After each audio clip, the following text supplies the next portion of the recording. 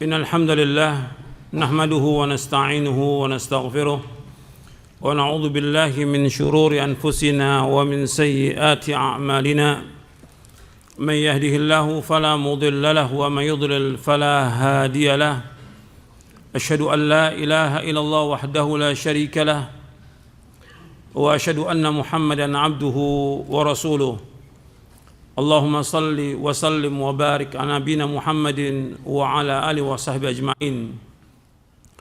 Ayyuhal ikhwah, a'azakumullah. Seorang ketika dia nuntut ilmu, tujuan dari nuntut ilmu itu apa?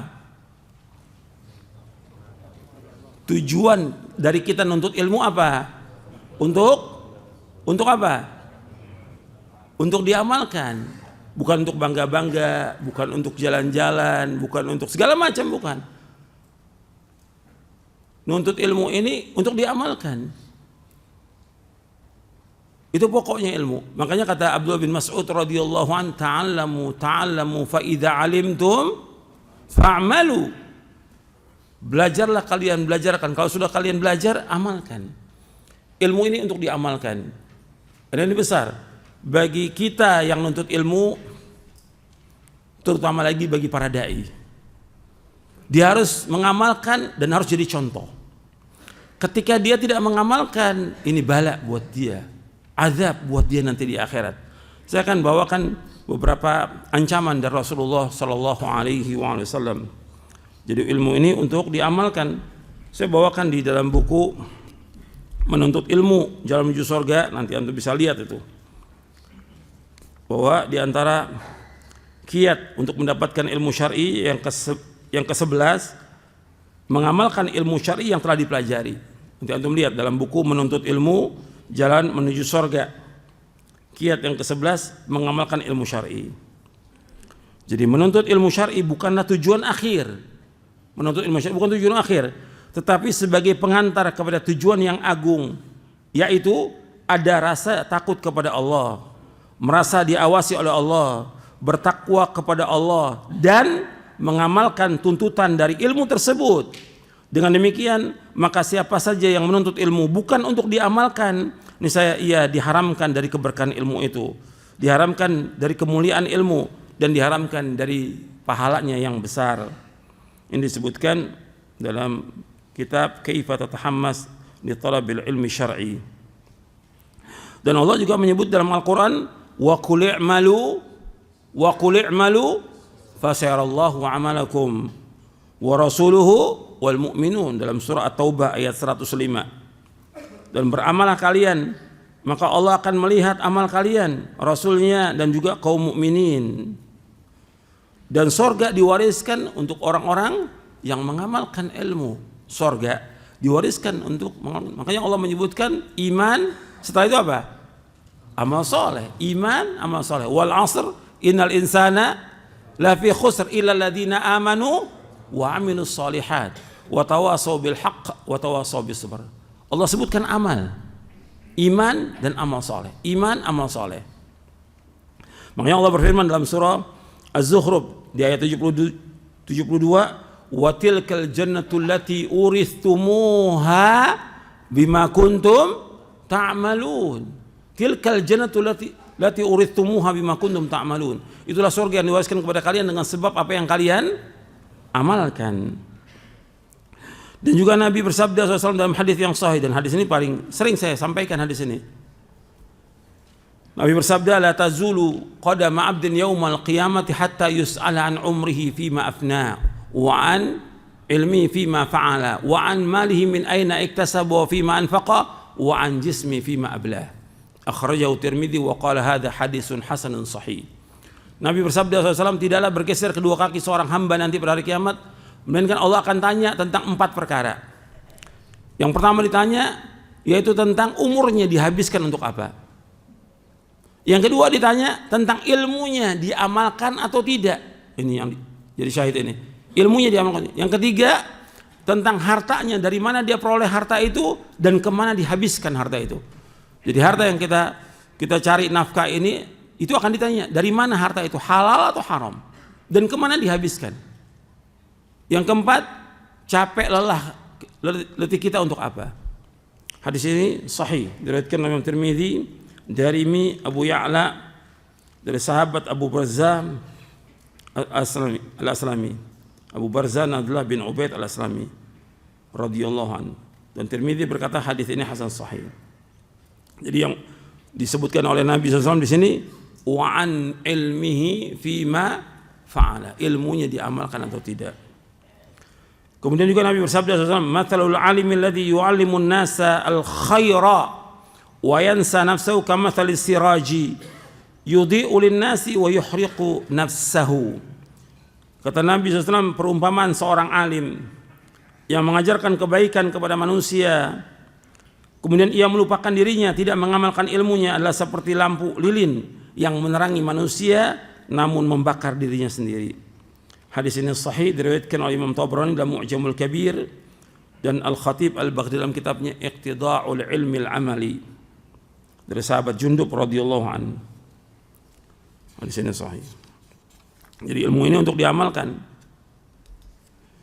Makanya Abu Darda radhiyallahu anhu, Abu Darda pernah mengatakan begini, inna akhwafa ma akhafu idza wuqiftu 'ala al-hisabi ayyuqalu li qad 'alimta famadza 'amilta fima 'alimta.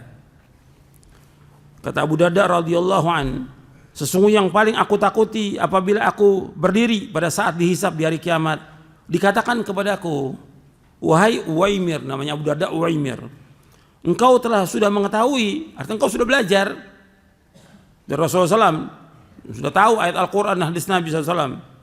Maka apa yang engkau lakukan dari sesuatu yang telah engkau ketahui? Athar ini sahih, diriwayatkan oleh Imam Ibnu Abdul Bar dalam kitabnya Jami' Bayan al-Fadli dan juga Al-Khatib Al-Baghdadi dalam kitabnya Iqtida' al-Ilmi al-Amali. Kemudian yang tadi saya bawakan perkataan Abdullah bin Mas'ud radhiyallahu an, ta'allamu fa idza 'alimtum fa'malu. Belajarlah kalian apabila kalian sudah belajar, sudah mengetahui, maka amalkan. Athar ini juga sahih, diriwayatkan oleh Imam Ibnu Abdul Bar dalam kitab Jami' Bayan al-Fadli dan juga Iqtida'ul Ilmi al-Amali. Dan juga antum ketahui bahwasanya para ulama terdahulu itu sudah mengeluh tentang apa? Tentang masalah ini. Banyak orang-orang yang dia nuntut ilmu tapi dia tidak mengamalkan ilmu. Kita ini bisa kokoh dalam nuntut ilmu dan bisa istiqamah dengan mengamalkan ilmu. Kalau kita nggak amalkan ilmu yang kita pelajari, akan hilang ilmu itu. Kata Ali bin Abi Thalib radhiyallahu an, kata beliau, hatafal ilmu bil amali, fa in ajabau wa illa irtahal. Ilmu itu memanggil amal. Jika ia memenuhi panggilan tersebut, maka itu baik. Maka jika tidak, akan pergi. Maksudnya ilmu yang kita pelajari ini untuk diamalkan. Ketika kita tidak mengamalkan, akan hilang ilmu itu. Banyak yang kita lupa, ayat Quran lupa, hadis lupa, dan yang lainnya udah hilang ilmu itu. Nggak ada keberkahan ilmu itu kalau nggak diamalkan. Kemudian saya akan bawakan penjelasan Al-Imam Abu Muhammad Abdullah bin Muslim bin Qutaibah Ad-Dinawari yang wafat tahun 276 Hijriah. Ini semasa dengan Imam Ahmad bin Hanbal. Di dalam kitabnya Al-Ikhtilafu fil Lafz, beliau mengatakan begini, wa kana talibul ilmi fima madha yasma'u liya'lama wa ya'lamu liya'mala wa yatafaqqahu fi dinillahi liyantafi'a wa yanfa'a, faqad sara talibul ilmi al-an yasma'u liyajma'a wa yajma'u liyudhkara wa yahfadhu liyughaliba wa yafkhar. Kata Imam Ibn Qutaibah Ad-Dinawari rahimahullah, seorang imam ahlu sunnah, dan banyak kitabnya beliau yang terkenal dengan Khatibus Sunnah, khatibnya ahlu sunnah dia. Wa kana talibul ilm, dan dulu penuntut ilmu, fima madha, penuntut ilmu pada zaman dahulu. Yasma'u, mereka mendengarkan apa yang disampaikan oleh syekhnya, didengarkan. Perhatian didengarkan. Liya'lama, agar dia tahu apa yang disampaikan oleh syekhnya. Wa ya'lamu liya'mala, dan dia tahu untuk diamalkan. Yang pokok di sini dia mendengarkan supaya dia mendapatkan ilmu. Setelah dapatkan ilmu, diamalkan oleh dia. Gitu. Ini beliau cerita tentang apa? Tentang orang-orang sebelum beliau. Ini masih abad ketiga. Abad ketiga. Beliau wafat tahun 276 Hijriah. Abad ketiga. Beliau menceritakan orang-orang terdahulu sebelum dia. Berarti abad pertama dan sebelumnya. Dulu mereka mendengarkan kajian itu untuk diketahui, untuk dapat ilmu.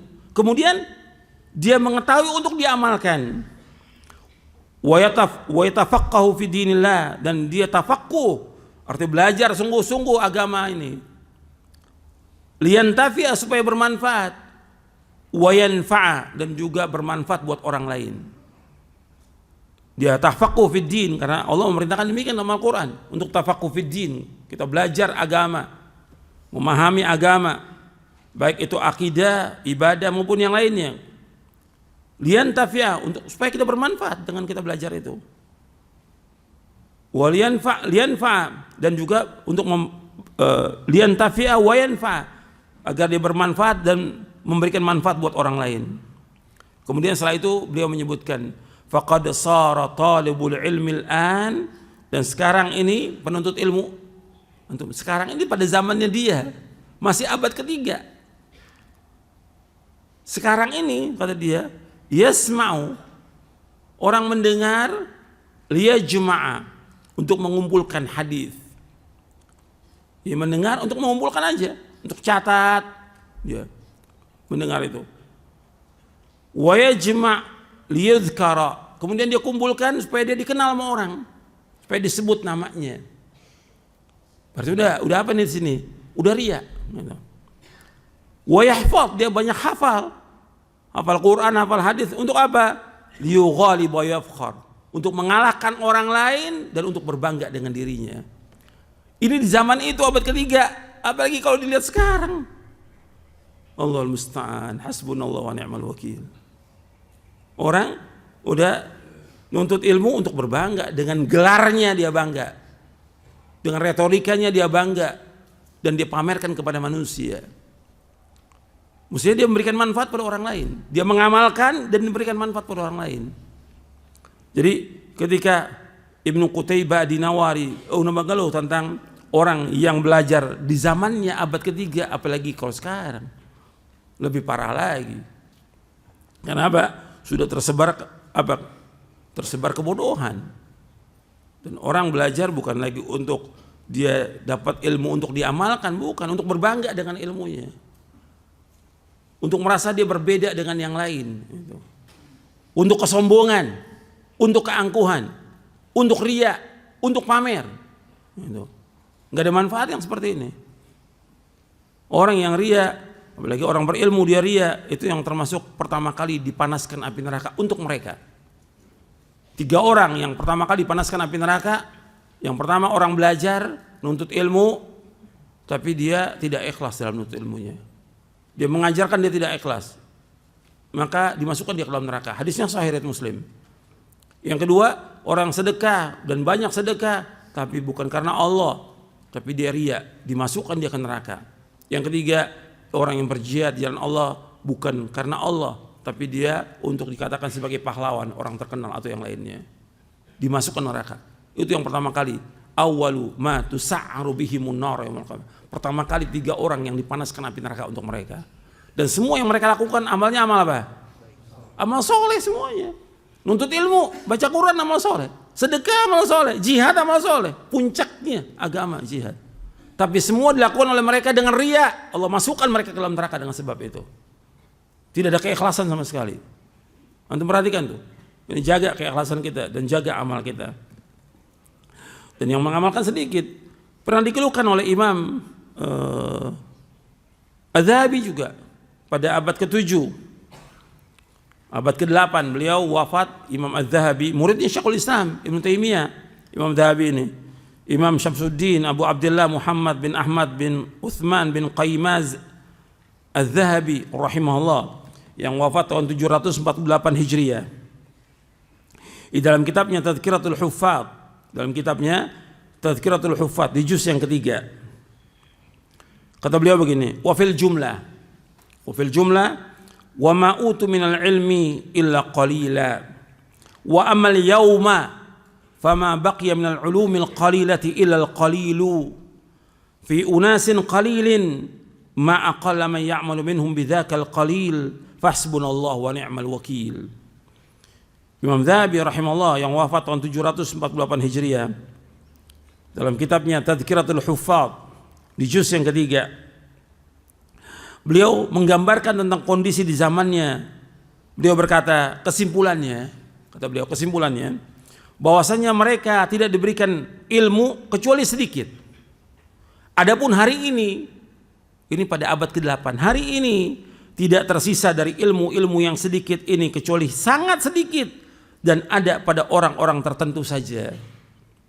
Begitu sedikitnya orang yang beramal di antara mereka dengan ilmu yang sedikit itu, cukup Allah bagi kami dan dialah sebaik-baik penolong. Saya bawakan terjemahannya dalam buku Menuntut Ilmu Jalan Menuju Surga.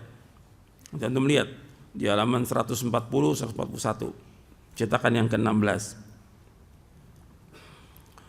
Jadi antum perhatikan tuh, para ulama sudah mengeluh tentang kondisi di zamannya. Tadi abad ketiga, ini abad ke-8. Bagaimana orang itu yang belajar ilmu sedikit, kemudian yang mengamalkan juga sedikit. Ini keluhan dari ulama.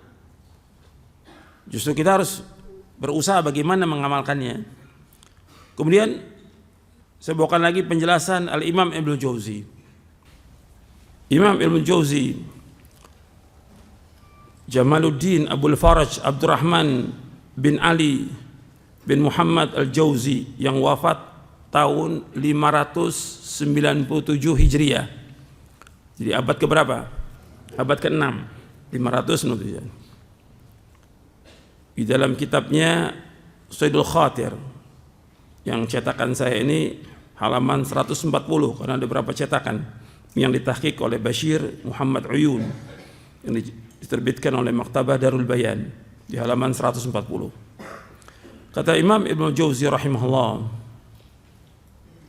dan saya sudah jelaskan, Imam Ibnu Jauzi ini di abad ke-6, dia tinggal di Baghdad. Dia masih muda, sudah membaca kitab 20.000 jilid di zaman itu. Dia masih muda, sudah membaca 20.000 jilid kitab.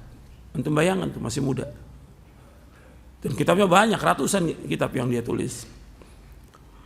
Al-Imam Ibnu Jauzi menyebutkan dalam kitabnya Saidul Khatir, kata beliau, fallaha fil ilmi bil amal fa innahu al-aslu al-akbaru wal miskinu kullal miskini man da'a umruhu fi ilmin lam ya'mal bihi fafatathu ladzatud dunya wa khairatul akhirah faqadima muflisan ala quwwatil hujjati alaihi. Kata Imam Ibnu Jauzi rahimahullah yang wafat tahun 597 Hijriah, dia berkata, bertakwalah kepada Allah. Allah, ittaqullah, bertakwalah kalian kepada Allah, bertakwalah kepada Allah. Fil ilmi bil amal, yaitu untuk mengamalkan ilmu. Arti ilmu ini untuk diamalkan. Fa innahul aslul akbar, sesungguhnya ilmu itu adalah pokok atau prinsip yang paling besar. Dan orang miskin yang paling miskin adalah orang yang menghabiskan umurnya untuk mencari ilmu yang dia tidak mengamalkannya. Dia rajin untuk ilmu, dia tidak mengamalkannya, sehingga ia kehilangan kelezatan dunia dan kebaikan akhirat. Ia akan datang pada hari kiamat dalam keadaan bangkrut bersama kuatnya hujjah tuntutan atasnya. Beliau menyebutkan di sini, al-imam bertakwa kepada Allah tentang ilmu dan amal, karena akan ditanya di hari kiamat. An ilmihi fima fa'ala, tentang ilmunya diamalkan atau tidak. Ini penting ini.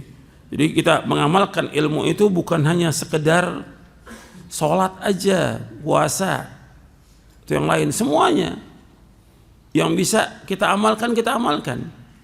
Dan ini pokok ilmu ini, yang paling besar, al-aslu al-akbar. Dalam kitab itu juga beliau pernah menyebutkan fa innal ilma, kalau ini di halaman 140, di halaman 97-nya beliau mengatakan fa innal ilma huwal aslul a'zamu wan nurul akbaru.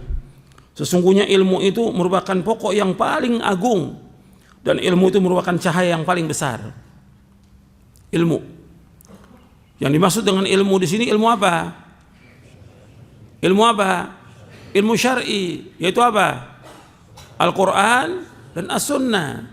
Itu yang paling besar. Jadi yang paling besar itu, yang paling tinggi adalah ilmu dari semuanya. Ketika orang itu dia berpegang kepada ilmu, kalau berpegang kepada ilmu maksudnya berpegang kepada apa? Dalil. Yang wajib kita ikut apa? Dalil. Sekarang ada ulama, ulama besar, mereka berfatwa, tapi dia nggak bawakan dalil. Sedangkan ada orang yang mengikuti dalil Quran dan Sunnah al-Fahmi Salam. Yang kita ikut yang mana? Dalil. Karena ini pokok yang besar, nggak ada yang lebih besar daripada ilmu. Ulama ini besar, terkenal, tapi ilmu lebih besar daripada para ulama. Paham maksudnya? Ilmu itu lebih besar dari semuanya. Karena ilmu ini adalah apa? Wahyu, Al-Quran dan As-Sunnah.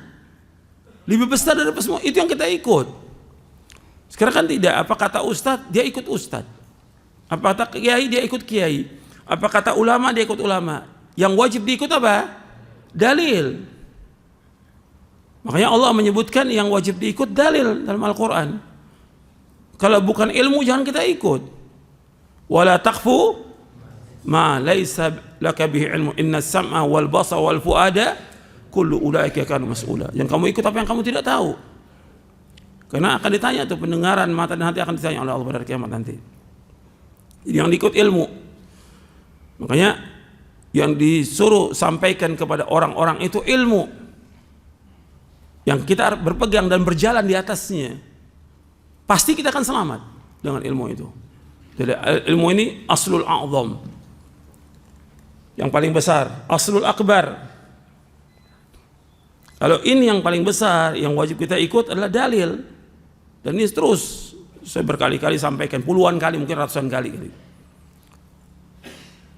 Dan ini udah saya sampaikan ratusan, mungkin ribuan kali tentang wajibnya berpegang teguh kepada Quran dan Sunnah ala fahmi salaf, berpegang pada dalil.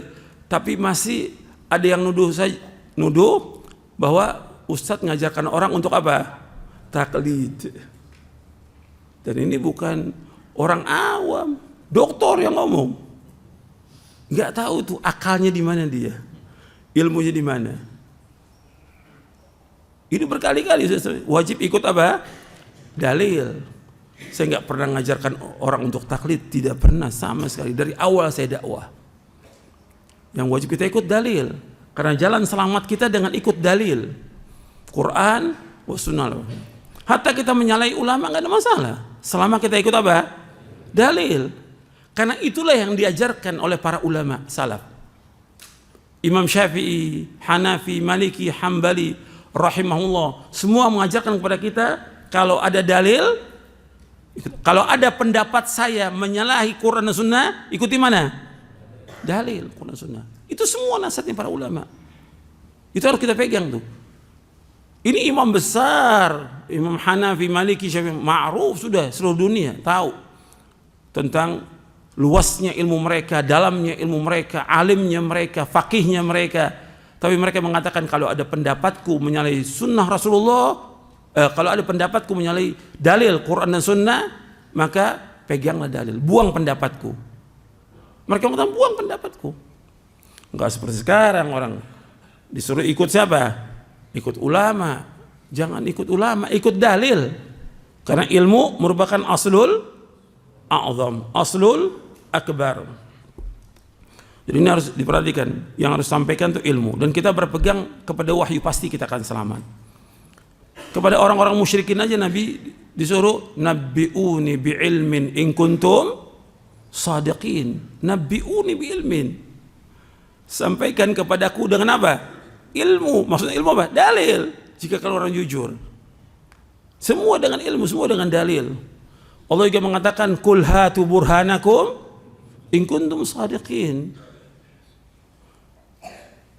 Tunjukkan bukti kamu, tunjukkan hujah kamu, tunjukkan dalil kamu jika kamu orang jujur. Dalam surah Al-Baqarah. Kul hal indakum min ilmin fatukhrijuhu lana?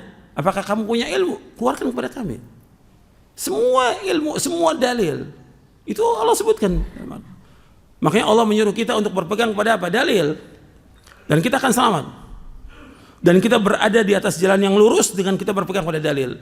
Allah sebutkan dalam surah Az-Zukhruf, "Fastamsik billadzi uhiya ilaika innaka 'ala siratim mustaqim." Fastamsik billadzi uhiya ilaika innaka 'ala siratim mustaqim. Berpeganglah teguh dengan apa? Dengan wahyu. Maka engkau berada di atas jalan yang lurus. Selama kita berpegang kepada wahyu, kalau wahyu apa?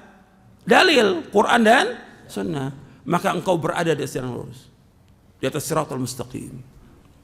Itu yang kita pegang, itu yang kita berjalan di atasnya, bukan dengan yang lain, bukan kata orang, bukan kata ustadz, bukan kata kiai, bukan dalil. Ini penting ini ribuan kali saya sampaikan tentang dalil, berpegang pada dalil. Dan ini yang harus kita pelajari. Yang kita pelajari Quran wa sunnah ala fahmi salaf. Kemudian Syekh Muhammad bin Shalih Al-Utsaimin rahimahullah berkata, amal pada hakikatnya adalah buah dari ilmu. Amal pada hakikatnya buah dari ilmu.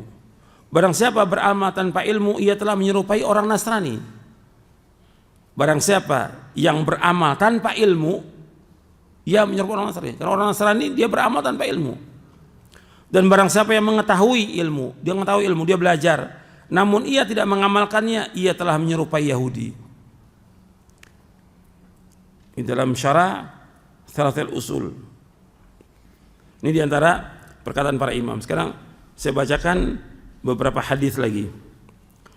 Yang jelas ayat Al-Quran antum sudah tahu, ya, di surah Al-Baqarah di ayat 44. Allah berfirman, "Atamuruna an-nasa bil birri wa tansawna anfusakum wa antum tatluna al-kitab afala ta'qilun?" Kata Allah, apakah kalian menyuruh manusia untuk berbuat kebaikan dan kalian melupakan diri kalian sedangkan kalian membaca Alkitab? Apakah kalian tidak berpikir? Ini teguran dari Allah. Asal ayat ini diturunkan untuk ahlul kitab, orang-orang Yahudi.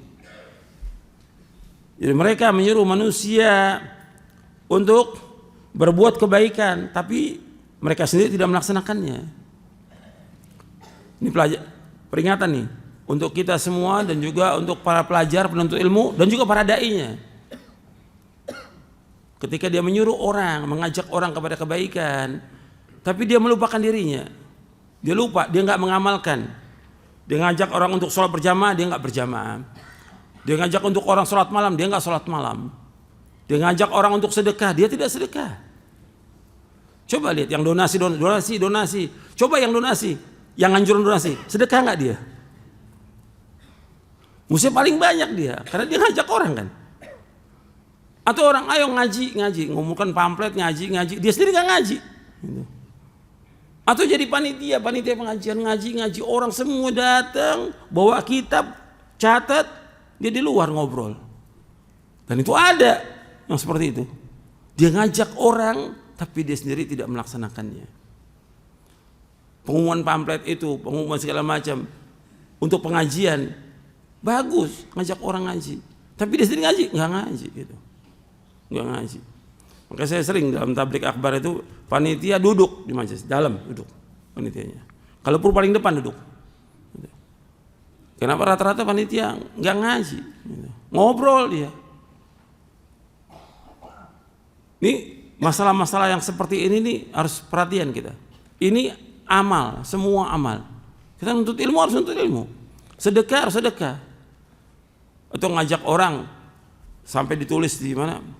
Sekarang nih hari Jumat baca surah Al-Kahfi, dia sendiri nggak baca surah Al-Kahfi. Atamuruna an-nasa bil birri wa tansawna anfusakum wa antum tatlunal kitab afala taqilun. Dan masih banyak lagi yang lain. Suruh orang belajar baca, dia sendiri nggak pernah baca. Ini banyak ini. Ini peringatan. Nanti antum bisa lihat itu di tafsirnya, tafsir Ibnu Katsir tentang ayat ini, surah Al-Baqarah ayat 44. Kemudian saya bacakan hadisnya.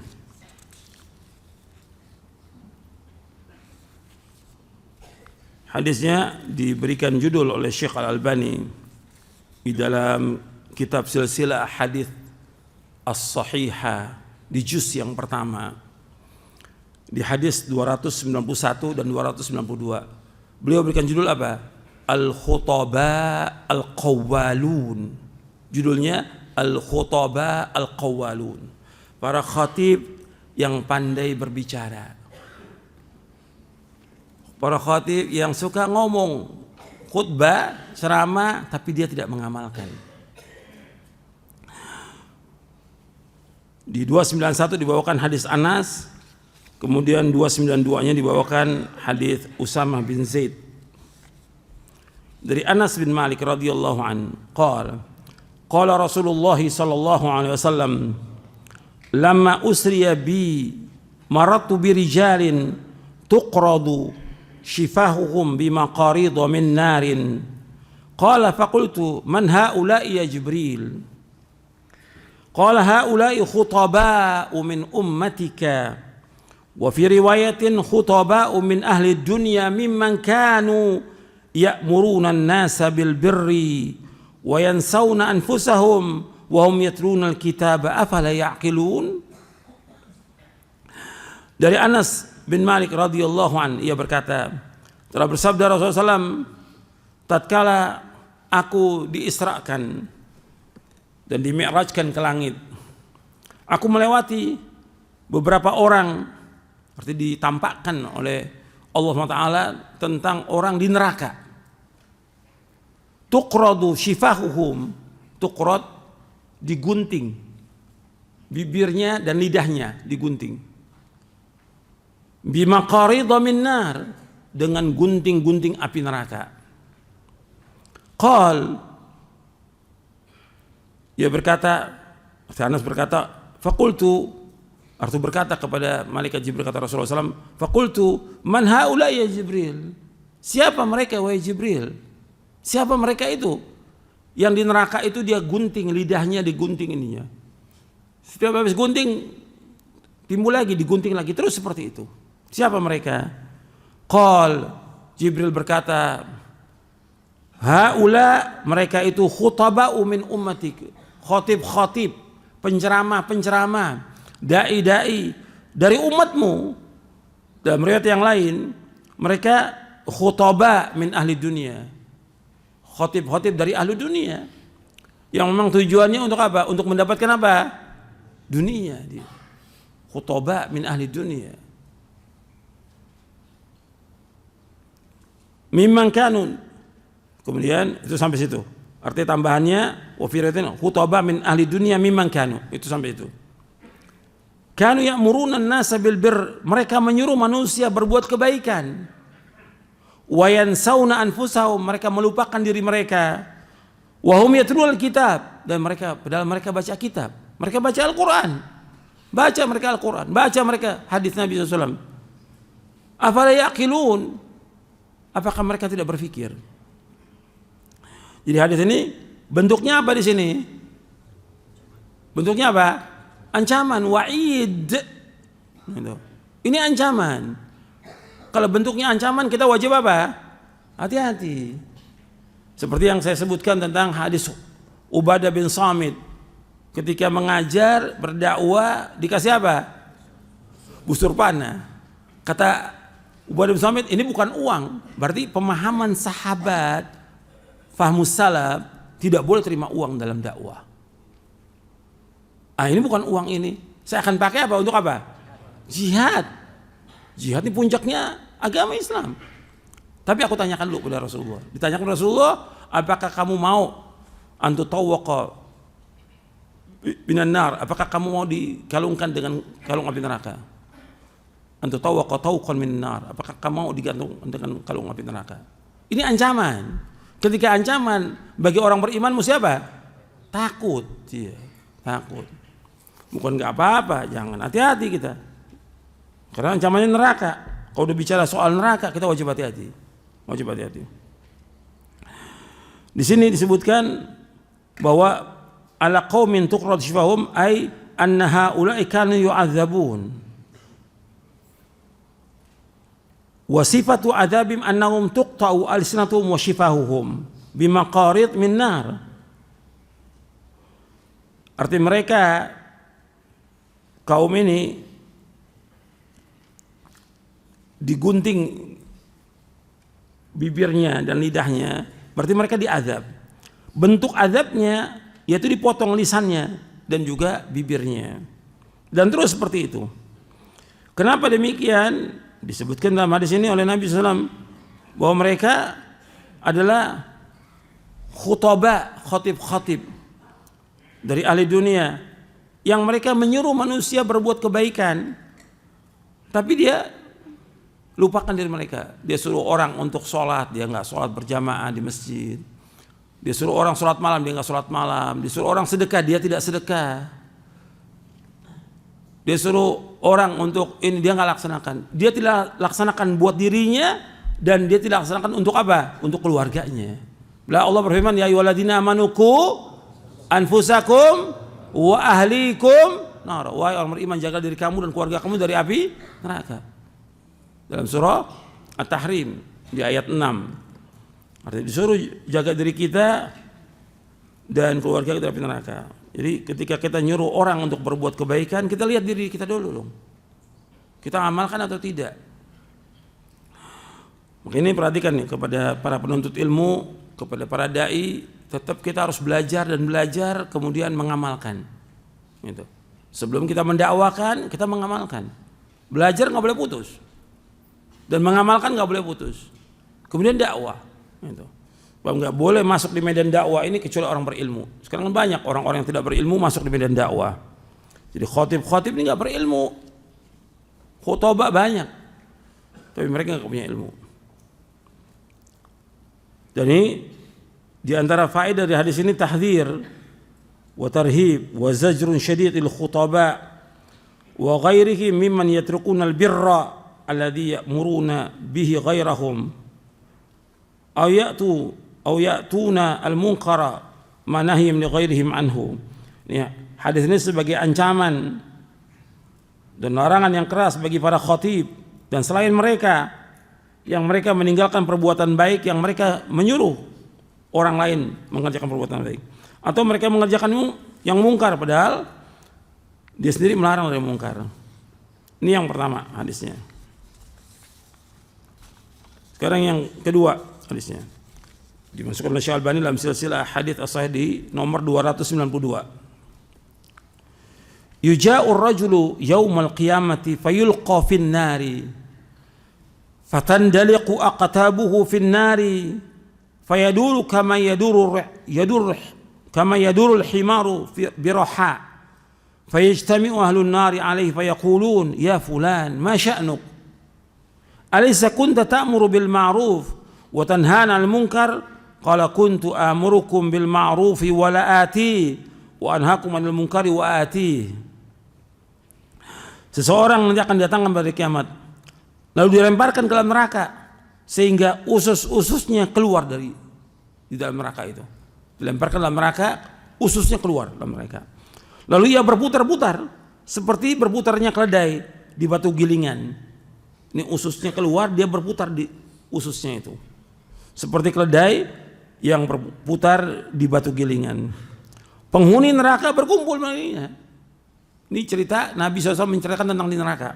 Penghuni neraka berkumpul mengelilingi orang itu dan mereka berkata, wahai fulan, ada apa denganmu? Bukankah dulu engkau menyuruh kami melakukan kebaikan dan melarang kami dari kemungkaran? Dia menjawab, iya. Dulu aku menyuruh kalian melakukan kebaikan, namun aku sendiri tidak melakukannya. Dan dulu aku melarang kalian dari kemungkaran, namun aku sendiri melakukannya. Artinya dia menyuruh kebaikan, tapi dia nggak melaksanakan kebaikan itu. Kemudian dia melarang orang dari kemungkaran, tapi dia sendiri melakukan kemungkaran itu. Ini hati-hati ini. Ini peringatan buat penuntut ilmu, buat para dai dan juga para khatib. Peringatan ini. Ini ancaman. Al-Imam Ibnu Qayyim menjelaskan dalam kitabnya Al-Fawaid, di Fawaidul Fawaid di halaman 249, di Fawaidul Fawaid.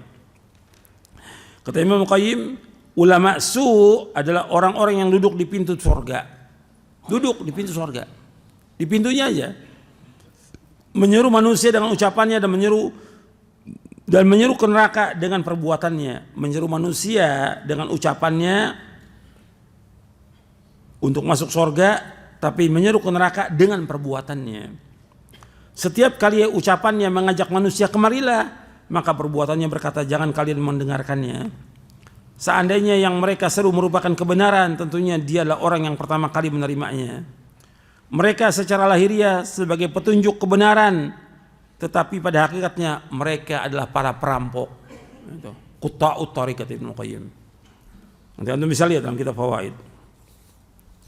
Jadi dua hadis ini ingin menjelaskan kepada kita semuanya bahwa hendaknya kita sebagai penuntut ilmu dan kita sebagai pelajar, kita sebagai dai, sebagai khatib menjadi contoh teladan yang baik bagi orang lain.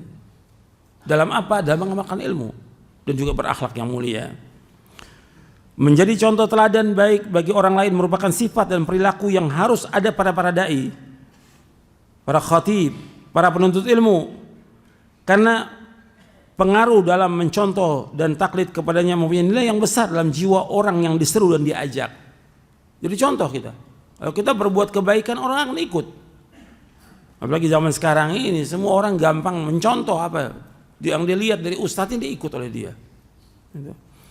Oleh karena itu Rasulullah SAW adalah teladan yang baik dan panutan yang saleh, sehingga manusia mengikuti beliau sallallahu alaihi wasallam dalam perkataan dan perbuatannya. Allah SWT berfirman dalam surah Al-Ahzab ayat 21, laqad kana lakum fi rasulillahi uswatun hasanatun liman kana yarjullaha wal yawmal akhir wa dzakarallaha katsira.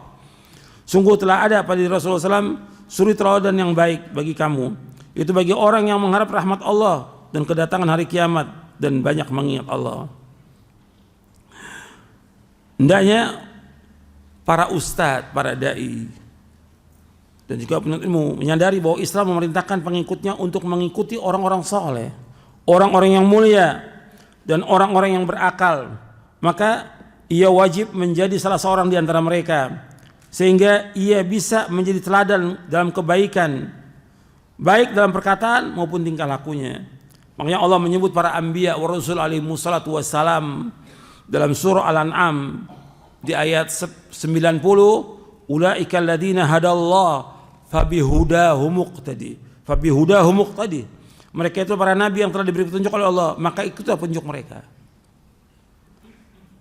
Dan Allah juga berfirman dalam surah Al-Mumtahanah ayat 6, laqad kana lakum fihim uswatun hasanatun liman kana yarjullaha wal yawmal akhir. Sungguh pada mereka itu Ibrahim dan umatnya terdapat suri tauladan yang baik bagi kalian, yaitu bagi orang-orang yang mengharapkan pahala dari Allah dan keselamatan pada hari akhirat. Jadi ini peringatan agar kita berusaha untuk mengamalkan ilmu dan jadi contoh. Allah juga berfirman dalam surah As-Saff di ayat 2. Surah As-Saff ayat 2. Ya ayyuhalladzina amanu lima taquluna ma la taf'alun kabura maqtan 'inda Allah an taqulu ma la taf'alun. Wahai orang beriman, kenapa kalian berkata apa yang kalian tidak kerjakan?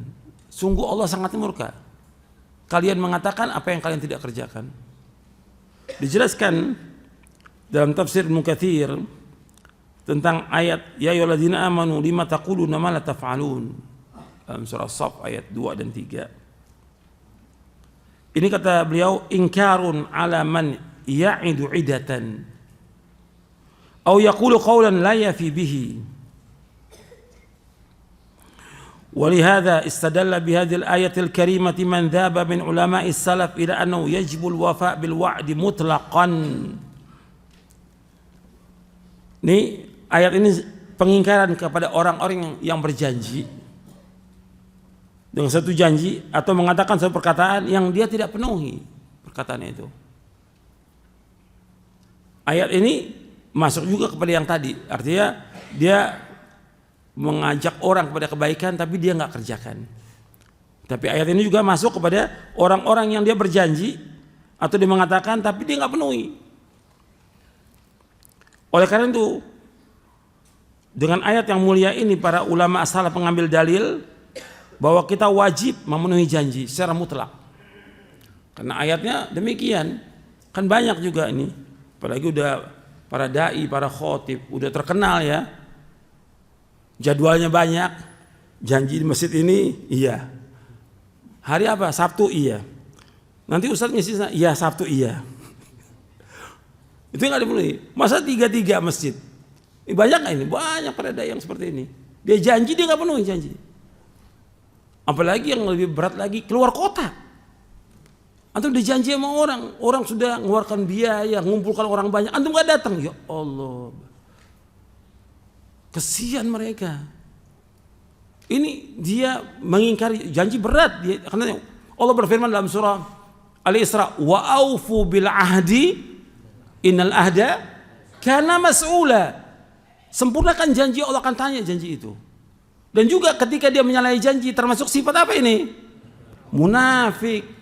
Kata Nabi, ayatul munafiqi thalathun idza haddatha kadzaba wa idza wa'ada akhlafa wa idza tumina khan.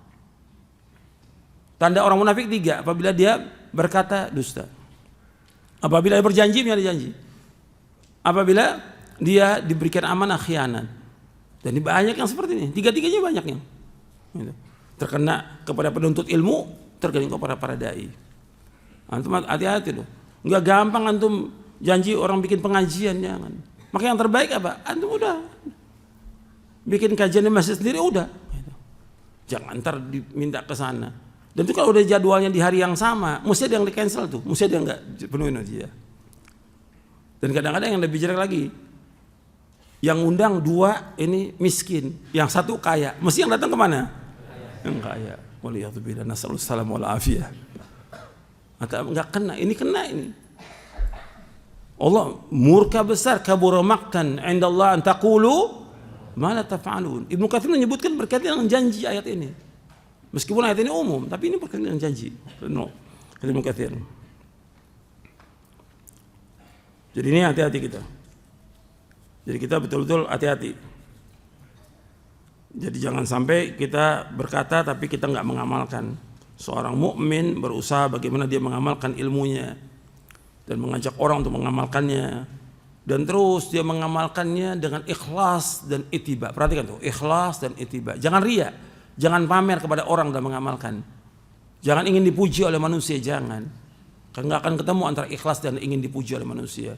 Dan juga jangan ujub dengan amal-amal kita. Tetap kita berusaha untuk minta kepada Allah agar amal yang kita lakukan ini ikhlas dan diterima oleh Allah SWT. Hatta kita berdakwah, kita sampaikan ilmu, tetap selesai dakwah, kita mohon kepada Allah, ya Allah terimalah amal saya ya Allah. Terus seperti itu. Orang mukmin antara takut dan harap, al-khauf war-raja gitu. Jangan bangga dengan yang dia sampaikan. Wah udah hebat, jangan. Tetap dia minta kepada Allah agar amal yang disampaikan itu diterima oleh Allah SWT. Jelas sampai sini?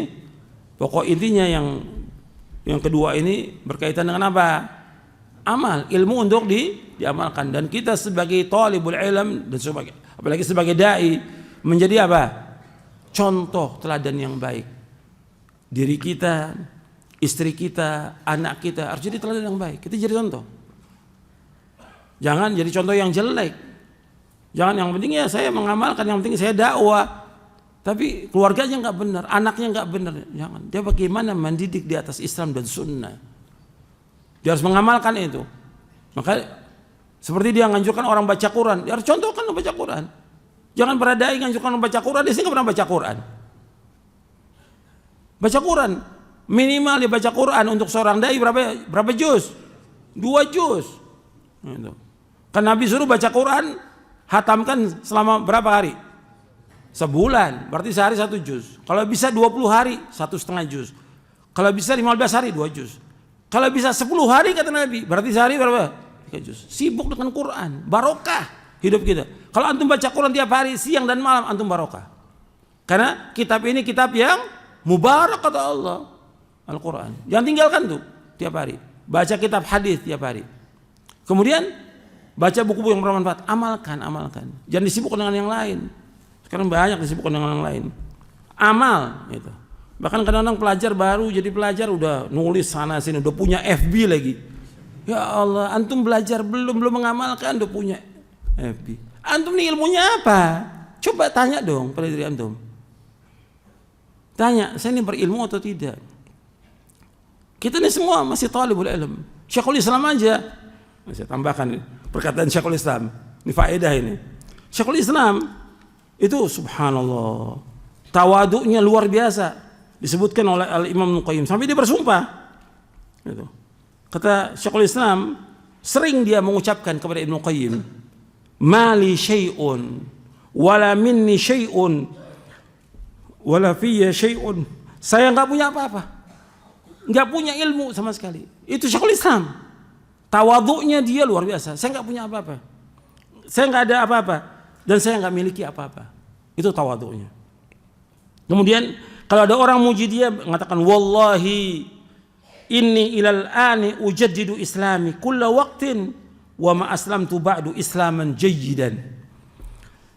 Kata Syekhul Islam, demi Allah sesungguhnya aku sampai sekarang ini masih memperbaiki keislamanku. Ini Syekhul Islam yang lautan ilmu sudah, hafal Quran, hafal hadis, luar biasa semuanya. Udah. Kalau Musnad Ahmad hafal, Bukhari hafal, semua Muslim hafal, semua hafal. Dan mengamalkan ilmu dan mendakwakan ilmu. Muridnya semua ulama. Tapi tetap mengatakan saya sampai hari ini ujaddidu islami, memperbarui keislamanku. Kulla waqtin, setiap waktu. Wa ma aslamtu ba'du islaman jaydan, dan aku belum menjadi Islam yang baik. Itu bayangan tuh. Ini Syekhul Islam. Apalagi kita. Kita jauh dengan mereka. Ini dibawakan oleh Ibnu Qayyim dalam kitabnya Madarijus Salikin fi Manazilis Sairin di juz yang kedua, halaman 199, halaman 200. Ini tahqiq oleh Nabil bin Nasar As-Sindi yang dicetak oleh Dar Ibn Hazm. Ya, ini sebelumnya saya nukil dari perkataannya Syekh Bakar Abu Zaid dalam kitabnya Taghrib Al-Alqab Al-Ilmiyah. Jadi beliau dalam kitabnya Syekh Bakar mengkritik tentang orang-orang titel-titel, kan orang titel kan LC, MA, doktor, itu dikritik oleh Syekh Bakar. Jadi udah, kalau udah doktor udah paling tinggi deh. Jadi kita ini nggak punya titel, nggak ada apa-apanya, nggak punya ilmu. Gitu. Itu dibantah oleh Syekh Bakar dalam kitabnya Taghrib Al-Alqab Al-Ilmiyah. Antum lihat bagaimana Syekhul Islam hafal Quran, hafal hadis, mengatakan saya nggak punya apa-apa, tetap saya memperbaiki Islam saya setiap hari. Jadi itu tawadhu, seorang penuntut ilmu harus tawadhu. Ya, sampai di sini dulu. Wassalamualaikum Nabi Muhammadin sallallahu alaihi wa ala alihi wasallam wa akhiru da'wana alhamdulillahirabbil alamin.